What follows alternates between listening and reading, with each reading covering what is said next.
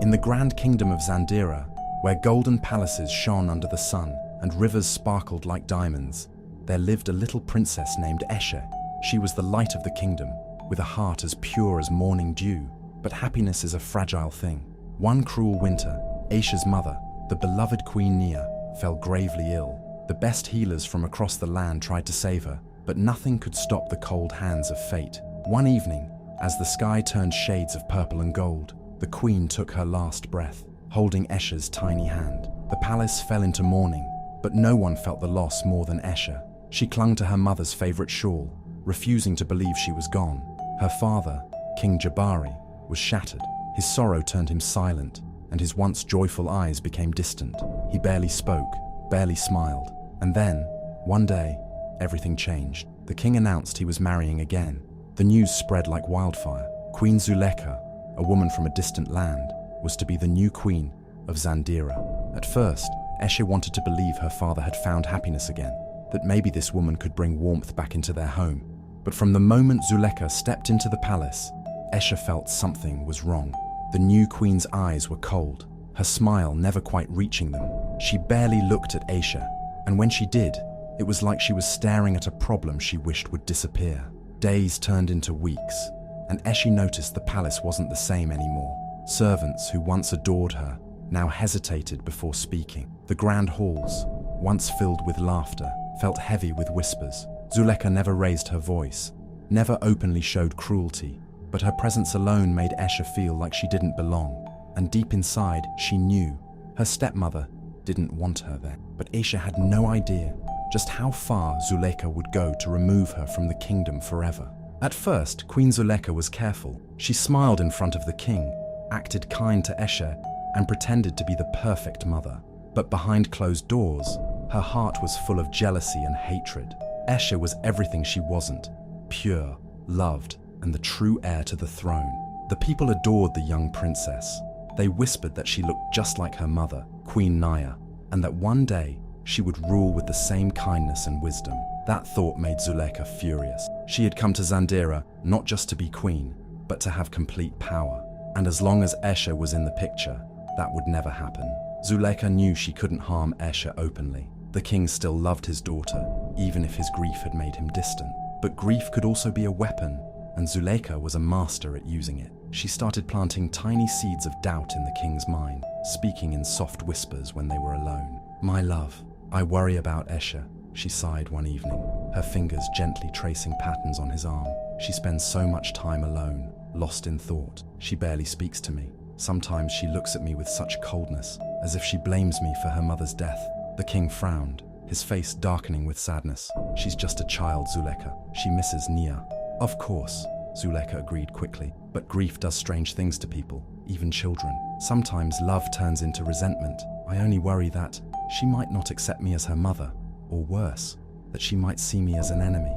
She let her words linger, watching as doubt flickered in the king's tired eyes. At first, the king dismissed her worries, but Zuleka was patient. She fed him lies little by little, never too much at once. She made sure they sounded like concerns, like the words of a worried stepmother who only wanted peace in the family. "The servants tell me she avoids them," she murmured one morning over breakfast. "She refuses to eat meals I prepare for her. Just yesterday, I overheard her whispering with the royal guards. I didn't want to assume anything, but it frightened me, Jabari. What if she's planning something?" The king's expression darkened. He had never thought of Eshe as anything but his sweet daughter, but Zuleka's words made him uneasy. The palace had been different since Nia's death. Eshe had changed. Was it possible that she was angry at him?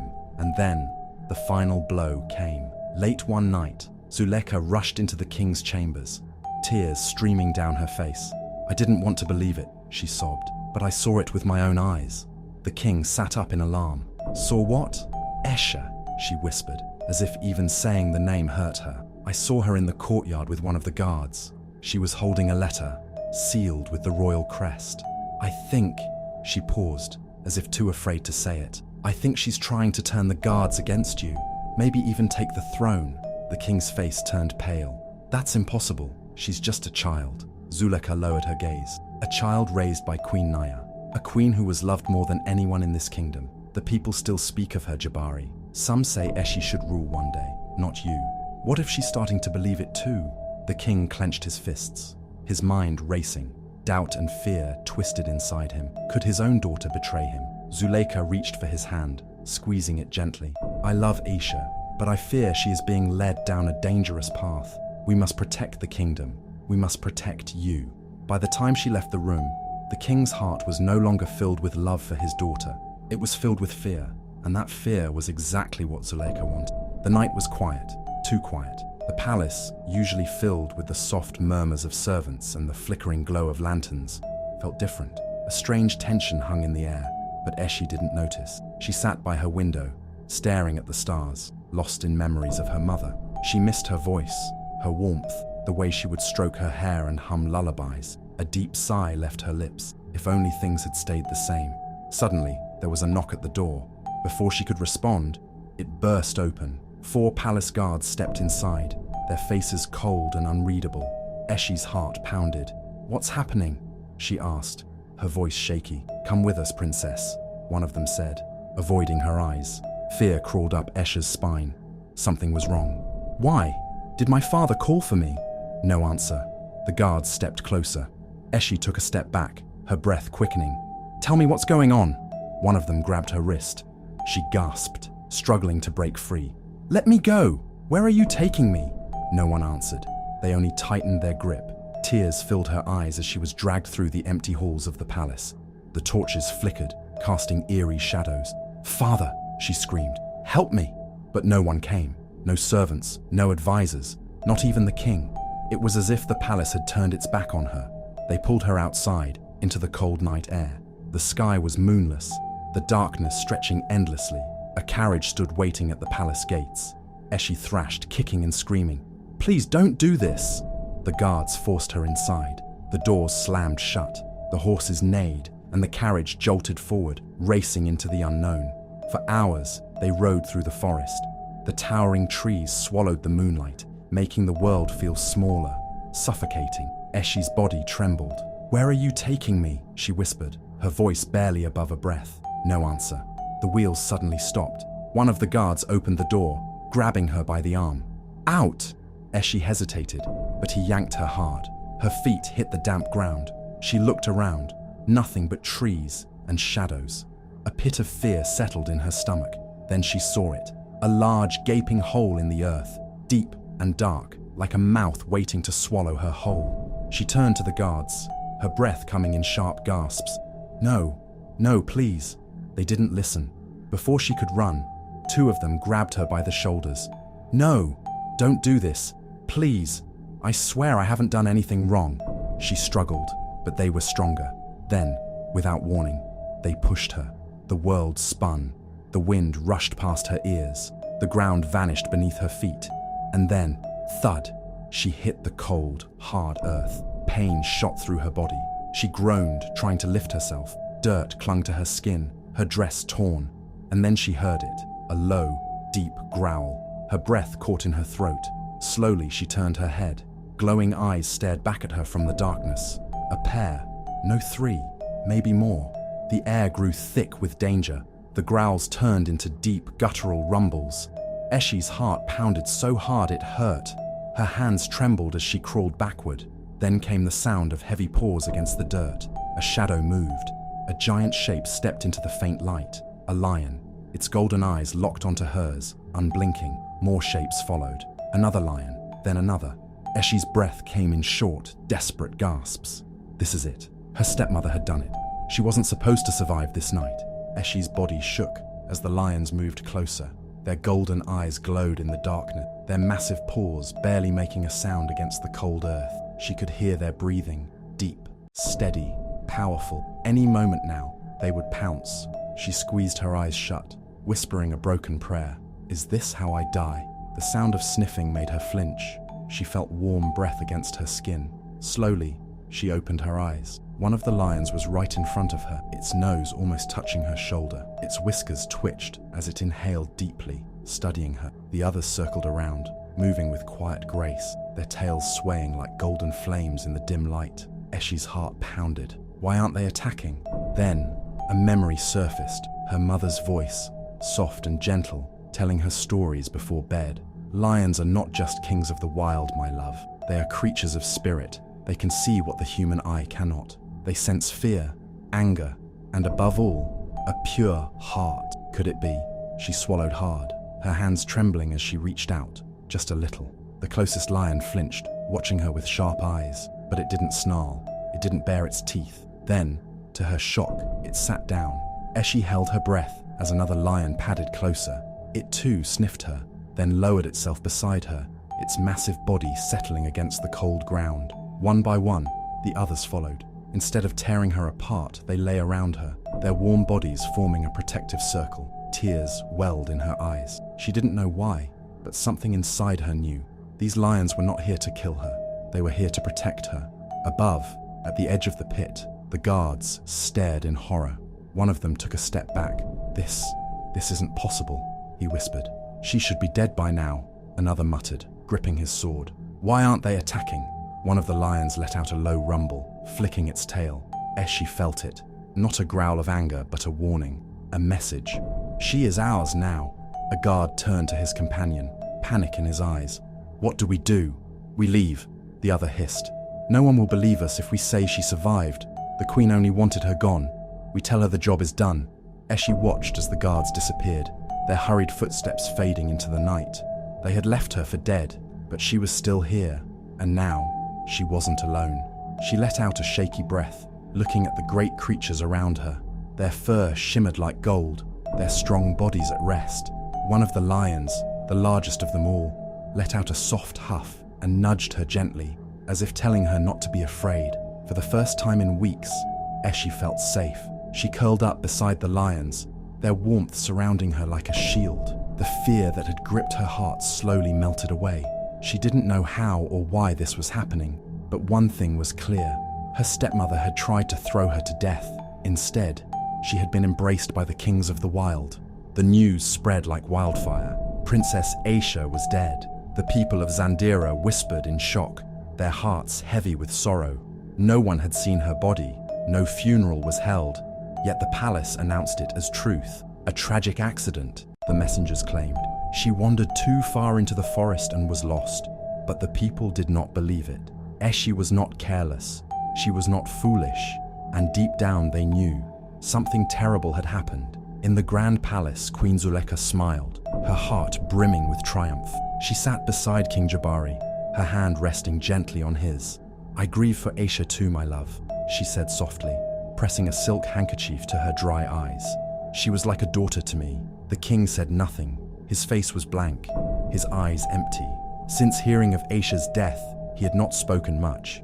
Grief had consumed him, but Zuleka did not care. His silence meant she had won. With Aisha gone, there was no one left to challenge her power. For days, the kingdom mourned. The markets were quieter, the streets filled with hushed voices and bowed heads. Children cried, remembering the kind princess who always stopped to speak with them. Mothers whispered among themselves, their hearts aching for the girl they had watched grow. Even the palace servants walked slower, their eyes filled with sorrow. But grief was not the only thing growing in Zandira. Anger simmered beneath the surface. The people loved Esha. She was the daughter of their beloved Queen Nia, the princess who had always treated them with kindness. They did not trust Zuleka, and now their suspicions grew stronger. In the shadows, whispers turned into plans.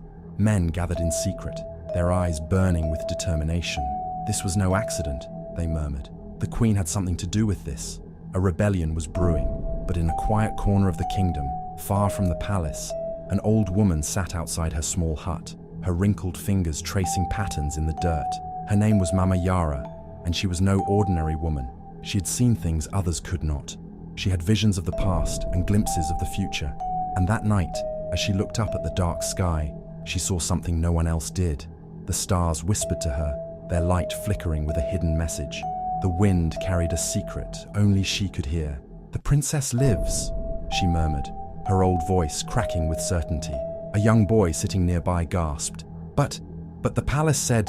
Mama Yara shook her head. "The palace lies. The lions of the wild have chosen her. She will return." The boy's eyes widened. "How do you know?"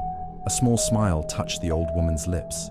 "Because fate is stronger than any wicked queen, and Esha's story is not over yet." In the palace, Zuleika basked in her false victory, unaware that far beyond the palace walls, her worst nightmare was unfolding. The people did not believe her lies. The kingdom did not belong to her. And Escher was not dead. She was coming back. The sun hung low in the sky, bathing the kingdom of Zandira in a golden glow. It was an ordinary evening.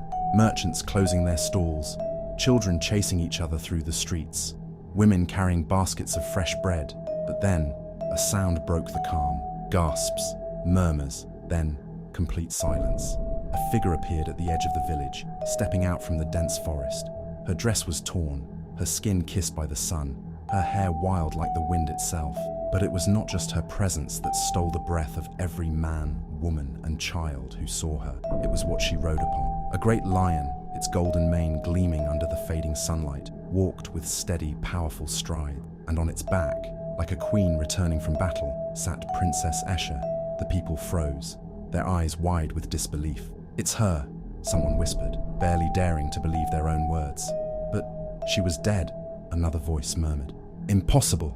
Yet there she was, alive, strong, regal. The lion beside her let out a deep, rumbling growl, not of anger, but of command. The sound sent a shiver down spines, not from fear, but from something else, something greater. The whispers grew. "She has returned. The lions protected her. She is the chosen one." Eschi's heart pounded, but she did not let her emotions show. She had spent months in the wilderness, learning, surviving, understanding the ways of the wild. The lions had become her family, their strength becoming her own. And now she had returned, not as the frightened girl who had been thrown into the pit, but as something more. She guided the lion forward, straight through the stunned village.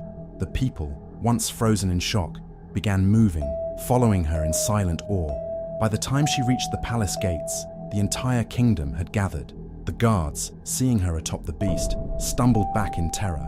Inside, Queen Zuleika laughed over a goblet of wine, basking in her victory. She had ruled without challenge for months, wearing the crown like it had always belonged to her. She had won, or so she thought. A frantic servant burst into the room, his face pale. "My queen, she's back." Zuleika frowned. "Who's back?" The servant swallowed hard. "Princess Escher." The goblet slipped from Zuleika's hand, crashing to the floor, red wine spilling like blood across the marble. Her breath hitched. "No, that's not possible." But then, the sound reached her ears. Gasps, murmurs, the slow, steady beat of paws against stone. She turned toward the balcony, her heart hammering in her chest. And there, standing before the palace, surrounded by thousands of awestruck citizens, was Escher, riding a lion. Zuleika staggered back, her vision swimming. No, this can't be." But it was. Eschi lifted her chin, her gaze locking onto her stepmother's. She had returned, and she was here to reclaim what was hers. The palace was silent. No one dared to speak. No one dared to move. The only sound was the steady thud of paws against the marble floor as Eschi stepped forward, the great lion at her side. King Jabari sat on his throne, his face pale, his hands gripping the armrests. His heart pounded in his chest as he stared at his daughter, whom he had been made to believe was dead. Eschi's eyes burned with quiet fury. She had dreamed of this moment, imagined how it would feel to stand before the father who had abandoned her. But now that she was here, she only felt one thing: pain. "Father," she said, her voice steady but heavy with sorrow. "Do you see me now?" The king's lips parted, but no words came out. He felt as if he was staring at a ghost, the girl he had failed, the daughter he had lost. "How could this be?" he whispered. They told me you were gone." Eschi's gaze flickered towards Zuleika, who stood frozen beside the throne. The queen's face was drained of all color, her hands clenched into fists at her side. The lions growled low, sensing the evil in her heart. Eschi took another step closer. "Did you ever doubt it?" she asked, her voice sharp with emotion. "Did you ever wonder if your daughter, your own blood, could truly betray you?" The king swallowed hard. Shame crashed over him like a tidal wave. He had listened to Zuleika's poison, allowed her words to twist his love into doubt, and because of that, he had let his only child be cast away. His hands trembled. "Esche," his voice broke. I didn't know." Escher's eyes glistened, but she did not let the tears fall. "You should have known," she said. "You should have believed in me." A deep growl filled the room. as the largest lion took a step forward, its golden eyes locked onto Zuleka. The queen's breath came in short, panicked gasps as she stumbled back. "Keep them away from me!" she shrieked. "They're wild beasts!" Eshi turned to her stepmother, her expression unreadable. "Are they?" she asked softly. "Or is it just that they see what you truly are?" The lion let out another low, rumbling growl. Zuleka flinched, her hands shaking. She had won against Aisha once, had convinced the king to turn against his own daughter. But this was something else. The king slowly turned his gaze to Zuleka, his eyes darkening. The spell she had woven around him for so long was breaking. He saw the fear in her face, the guilt in her shaking hands, and for the first time, he truly looked at her. "Tell me the truth," he said, his voice low, dangerous. "What did you do?" Zuleka's mouth opened, then closed. Her mind raced for a lie, an excuse, but none came. The king's gaze burned into her. The lions stood like silent judges, waiting. She had spent years twisting words, controlling the king's heart, but now, standing before the daughter she had tried to destroy, with the eyes of the entire kingdom upon her, she realized her lies had run out. The palace was no longer silent. Whispers filled the air, servants peeking from behind pillars, guards exchanging uneasy glances. The truth was unraveling, and Queen Zuleka could feel it slipping from her grasp like sand through her fingers. King Jabari rose from his throne, his hands clenched into fists. His face, once full of love for his wife, was now twisted in fury. "You lied to me," he said, his voice shaking. "You poisoned my mind against my own daughter." Zuleka shook her head wildly, her eyes darting around the room. "No, my king. I was only protecting you. Esha, she is dangerous. She..." Enough. His voice was cold, final. The doors to the throne room burst open, and the palace guards stormed in, their faces grim. One of them stepped forward and bowed. "Your Majesty, we have found proof." He held out a bundle of letters, trembling from his grip. The king took them, his eyes scanning the words. They were written in Zuleka's own hand, letters to her spies, orders to frame Aisha, to turn the king against her, to kill her. Jabari's fingers tightened around the parchment, his chest heaving with rage. His gaze snapped back to Zuleka. "You tried to murder my daughter." Zuleka took a step back, her face pale. No, this is a trick. Someone forged my..." "Enough lies." The king's voice roared through the chamber, making everyone flinch. "You have betrayed your kingdom. You have betrayed me." The guards moved forward, surrounding Zuleka. She spun in circles, panic flooding her veins. "Wait! You cannot do this! I am your queen!" Jabari's eyes hardened. Not anymore. With a single nod, he stripped her of her title, her power, her place in the kingdom. The golden crown upon her head was snatched away, her royal robes torn from her shoulders. She gasped, staring at her hands now bare. No rings, no jewels, nothing. The people outside had gathered, their voices rising in anger. News had spread fast, faster than Zuleka could have ever imagined. They knew everything. They knew what she had done, and they wanted justice. The guards grabbed her arms, dragging her toward the doors. She kicked, screamed, struggled. "No, you cannot do this to me. I am your queen." But no one listened. She was nothing now. As she was pulled through the palace gates, the people erupted. Some threw rotten fruit, others spat at her feet. They shouted her name, not in reverence but in hatred. "Traitor!" they cried. "Murderer!" Zuleka twisted and fought, her once beautiful face contorted in rage and disbelief. "You will regret this, all of you!" she shrieked. "I was meant to be queen." But the palace doors slammed shut behind her, and just like that, Zuleka was gone. The king stood at the top of the grand staircase, his chest rising and falling. The weight of his mistake crushed him, but when he turned to Esha, his eyes softened. She was still here. The daughter he had lost had returned, and the kingdom, once drowning in lies, was finally free.